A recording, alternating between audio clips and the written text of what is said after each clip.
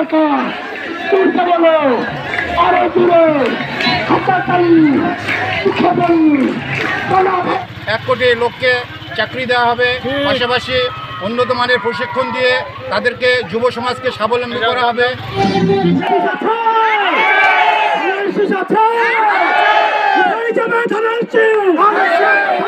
কাকা কাকি আপা মায়েদেরকে নিয়ে আমরা আজকে রাজপথে বিশাল শোডাউন দিয়েছি।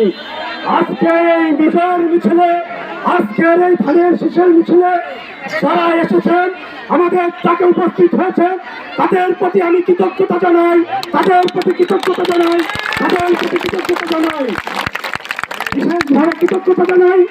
আজকের এই মিছিলের সার্থককারী প্রত্যেকটা টিম লিডার